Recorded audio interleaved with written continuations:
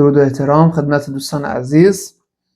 برنامه‌ای که براتون داریم اینجا می‌خوایم مباحث چک رو به صورت مفصل، حالا چه به صورت ریز و کتابی و چه از نظر کاربردی و عملکردی با آنچه که در بازار اتفاق میفته با تمام جزئیاتش برای شما اینجا مطرح بکنیم.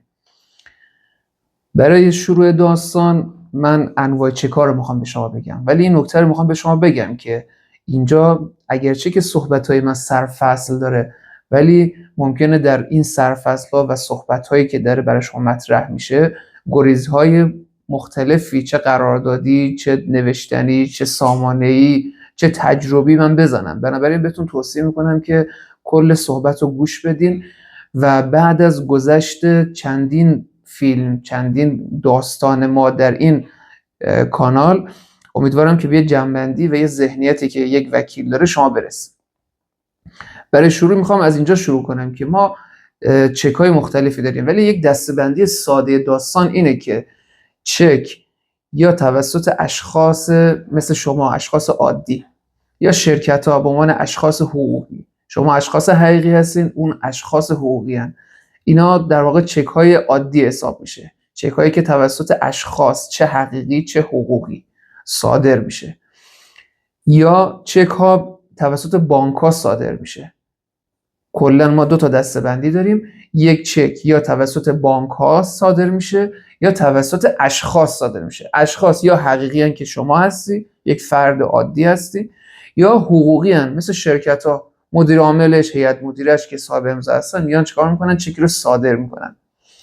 موضوع صحبت من الان چک هایی هست که توسط اشخاص صادر میشه، چه حقیقی چه حقوقی. اگر هر جا گفتم اشخاص یا افراد، منظورم حقیقی و حقوقیه، این دوتا رو شامل میشه.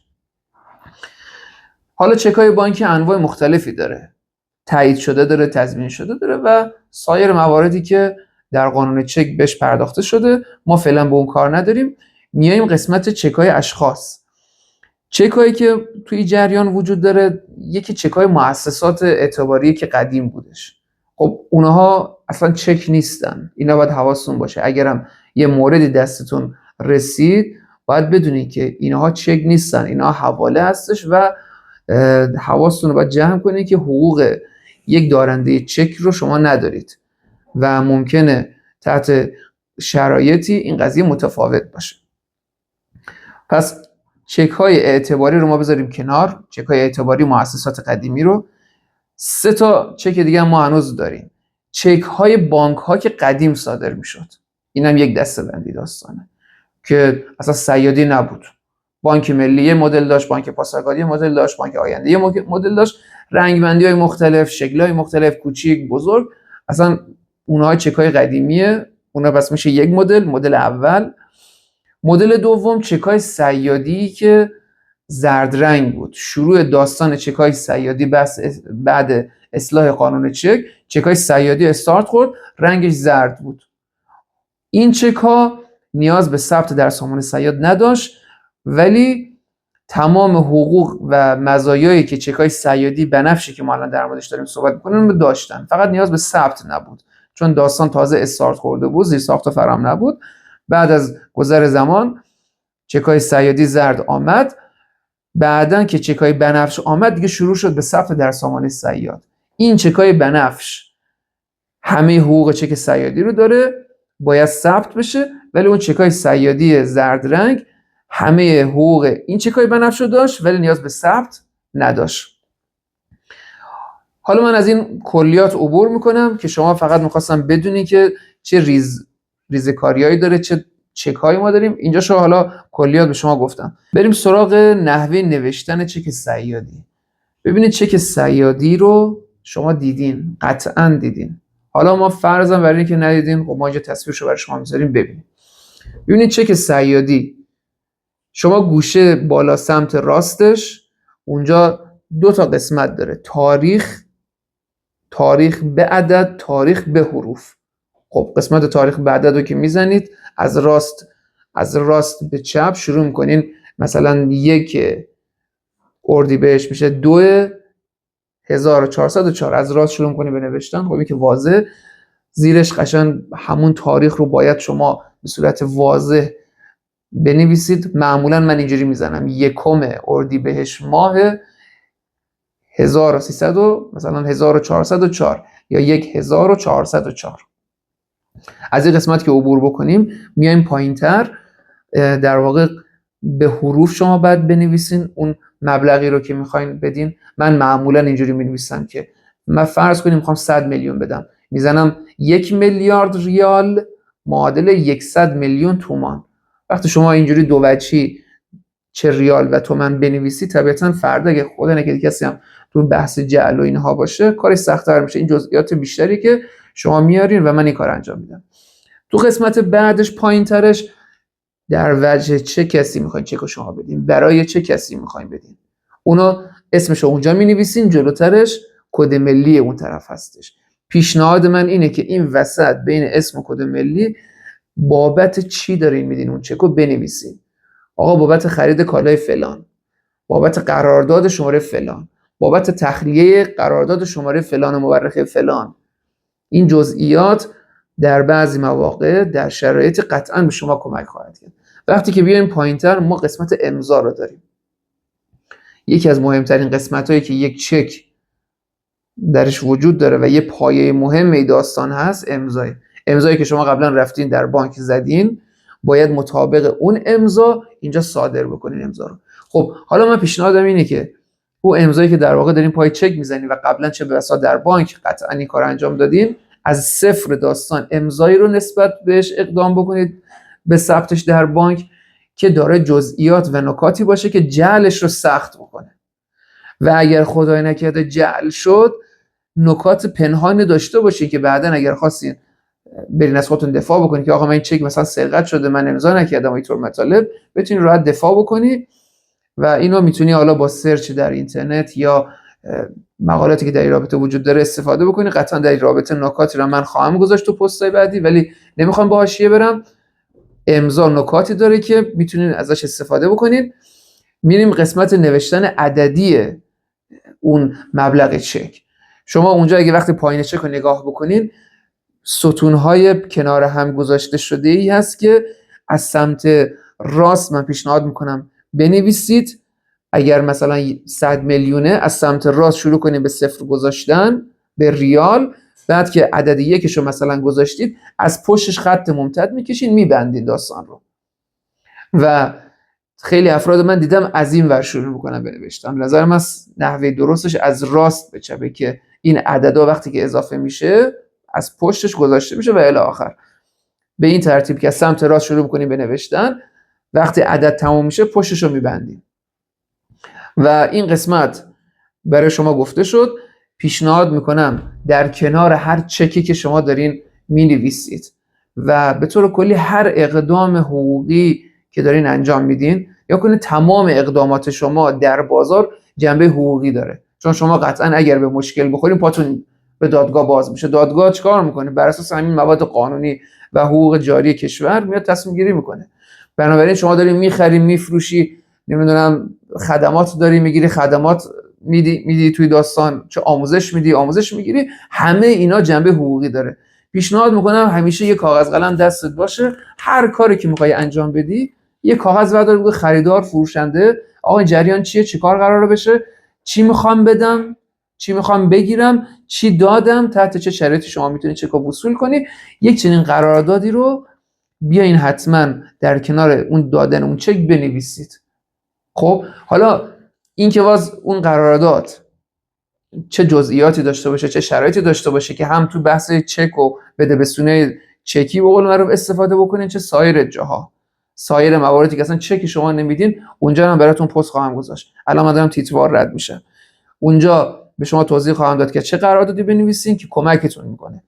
بالاخره چون شما اینو باید در نظر داشته باشین، این که میگم قرارداد مهمه، اینو باید در نظر داشته باشین. چک مثل سایر رسیدایی که شما به افراد میدین، چه در دفترخونه، اسناد رسمی، چه حالت عادی که یک کاغذ عادی به طرف مینویسی و به طرف میدی، اینو باید در نظر داشته باشی که چک وضعیتش متفاوته. چک برابر با قانون ما بهش میگیم سند تجاری. سند تجاری وضعیتی داره که در بازار مثل پول میتونه خرج بشه و اینو میخوام بهت بگم وقتی تو داری چکی رو مینویسی و ثبتش میکنی، حالا من بهت گفتم کنارشم یه قرارداد باشه، چک رو وقتی به طرف میدی یعنی دیگه آقا تو باید چک رو پاس کنی، تموم شد. موقعیت چک اینجوریه، شما چک رو به طرف میدی میره تو بازار خرج میکنه. حالا شما فرض کن طرف مقابلت کالا، خدمات، هر چی مد نظر بوده طبق اون قراردادی که مد نظرت بوده نمیاد انجام بده. حالا تکلیف تو چیه؟ باید بری چک رو پاس کنی. قاعده کلی و 99.9% همینه. باید بری چک رو پاس بکنی، چون چک گفتم با اون کاغذ عادی متفاوته، سند تجاریه، میره تو بازار میچرخه، شما داری اون پاس بکنی، بعد بیای حالا طبق این قراردادی که اینقدر میگه اهمیتش اینجا مشخص میشه، میای طبق اون قرارداد میره دادخواست میدی، شکوایه مطرح میکنی، میگه فلانی تو چرا چک منو تو بازار خرج کردی؟ حالا من مجبور شدم برم پرداخت بکنم، حالا در این شرایط تو خیانت در امانت کردی، در این شرایط به من خسارت زدی، بسته به مورد، بسته به شرایط شما میری اقدامات لازم حقوقی رو، چه بحث حقوقی چه کیفری رو چی انجام میدی. و حالا جلوتر که ما بخوایم خدمتتون نکاتی رو من بگم، اهمیت اون قرارداده که بسیار بسیار مهمه. حالا من یه کلیات از اون قرارداد رو بگم. یه قرارداد به طور کلی در هر حوزه‌ای یک عنوان داره که اون عنوان میتونه جز عناوین مشخص در قانون، حالا مثلا مدنی باشه، یا عناوینی که خودتون مد نظرتونه. فرض کنید در قانون مدنی اومده عقد کفالت، عقد ضمانت، عقد جعاله. موضوع شما یک عنوانی که هست در این موارد نمی‌گنجه. مثلا قرارداد مثلا خرید ارز، نمیدونم سرمایه‌گذاری فلان، اینا عناوینیه که شما میتونید برای قراردادتون بذارین، برابر با ماده 10 قانون مدنی نباید مخالف اخلاق و قوانین باشه، شما میتونین هر عنوانی رو بذارین. بعد که میایم پایینتر، طرفین قرارداد طرف اول، طرف دوم، حالا با مشخصات کد ملیشون اینها. بعد میایم جلوتر بحث موضوع قرارداده که آقا اصلا چه کاری قرار بوده انجام بشه، قرار بوده که این کار انجام بشه. موضوع بعدی مدت قرارداده که آقا از این تاریخ تا این تاریخ توی بازه زمانی باید این کارا انجام بشه.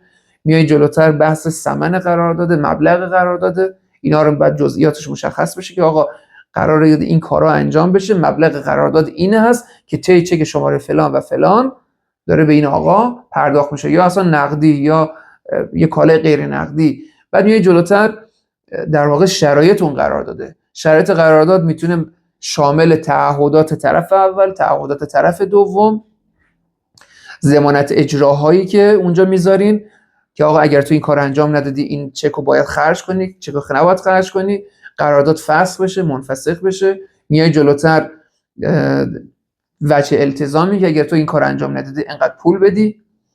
و توش سایر شرایط مهمی که در قراردادت میاد بحث داوریه که آقا این بالاخره برود داوری یا مستقیم برود دادگاه.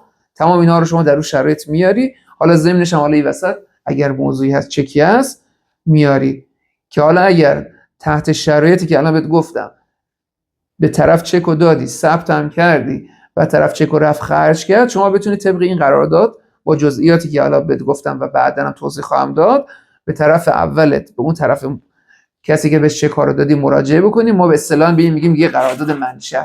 به این قراردادی که در موردش صحبت میکنم یک اصطلاح خیلی پرکاربرد، پرتکرار و یه چیزی که زیاد میشنوی، قرارداد منشأ. این قرارداد منشأ همین چیزی که من الان به توضیح دادم، شامل یک سری جزئیات هست، شامل یک عالم موارد و پارامترهایی که تو با طرف مقابلت داری، با علم به این که این چک قراره بره تو بازار خرج بشه و تو مسئول پرداختی، حتی اگر طرف مقابلت تعهداتشو انجام نده. و اینجا اون مرز خطر اون قرارداد، در واقع اون چکی که تو داری میدی، اینجا مرز خطر اینجاست که تو علی‌رغم این که خدماتی دریافت نکردی داری چکی رو میدی، یه چاقویی رو به طرف میدی که میتونه داغونت کنه و این میره تو بازار. بعد اثرش توی یک مثال اینجوریه، تو مثلا فرض کن اومدی به طرف 1 میلیارد مثلا چک دادی، بعد طرف چک تو رو رفته تو بازار خرج کرده، قرار بوده معادل اون 1 میلیارد به تو کالا بده. حالا نتیجه چی میشه؟ چک رو بعد بری پاس بکنی، 1 میلیارد تومان از جیبت بدی، چک رو جمع کنی داستانو، بعد بیای 1 میلیارد رو که اونجا دادی رو بیای از این آدم بگیری که شاید هیچ وقت هم پیداش نکنی. اینجا فاجعه داستانه. اینجا عمق فاجعه است که تو به امید این که آقا بیا حالا مثلا 5 طبقه برای من کابینت مثلا بزن، نمیدونم بیا فلان کارو برای من انجام بده، بعد طرف اصلا غیبش میزنه. بچه‌ای که تو کجایی تو بازار؟ تو کجایی؟ تو آدم آبروداری هستی که چکت آمده سراغت، دارنده چک اومده سراغت، شکایت کیفری، حقوقی، توقیف اموال، ممنوع خروجی، 1000 تا بلا سرت میارن. برای اینه دارم میگم که چکو دادی تو بازار باید پاس بکنی.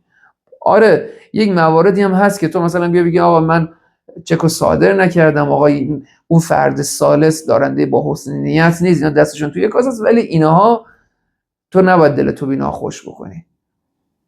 باید شرایطو بپذیری که باید پاس بکنی. و حالا اگر هم تیری در تاریکی به نفع تو آمد، شاهد از غیب به قول معروف رسید، حالا باشه، نور علی نور تو این داستان، ولی حواست باید جمع بکنی که وقتی چکو دادی رفته، دلتو نباید خوش کنی حالا به یک سری مواردی که ممکنه از امثال من و اینترنت و کتابا جایی بخونی. چکو دادی، صادر کردی، باید بری پاس بکنی.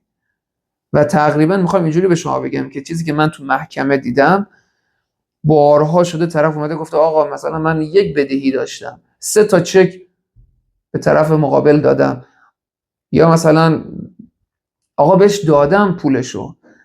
نگاه کنین این واقعیت جدی رو میخوام به شما بگم. اون کسی که بارها دیدم نشسته رسیدگی میکنه، چه در شورای سابق چه در دادگاه، گفته آقا چکو دادی باید پاس کنی. حالا هر چی طرف التماس کرده، گریه کرده، داغ کرده، داد زده، اصلا گوش نکرده، گفتن آقا چکو دادی، چکو دادی تمومه، باید پاس بکنی.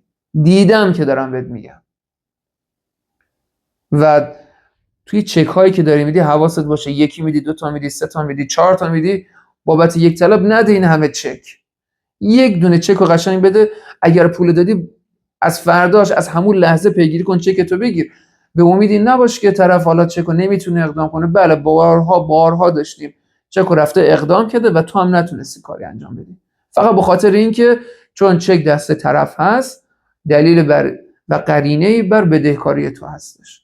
تو اگه کاری لازم بود انجام میدادی، خیلی وقتا نکردی، خیلی وقتا هم انجام دادی، دادگاه گوش نمیده، یا چک دادید دندت نباید پاس بکنی.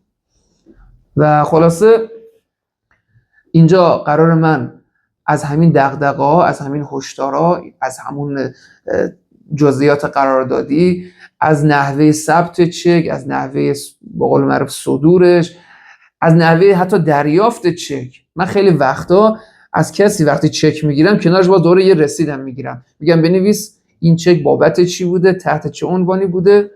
اصلا فردا میاد چک رو به تو میده، میگه آقا من حالا توی چک های جدید که ثبت میشه این داستانا کمتر شده، چه جعلش چه اینطور حرفا کلام به شما میزنن. مثلا طرف میاد میگه آقا این چک سرقت شده. حالا شما فرض کنید اومدی یه صورت جلسی هم کنارش ازش گرفتی، بعد طرف میاد میگه که آقا این جعل بوده، سرقت شده، اصلا حقوقی نداشته، بعد تو داری میگی آقا این چک، این نگاه کن این کاغذو، این چک رو بابت فلان کار به من دادی، چی داری میگی؟ چندی به خودت بنده خدا.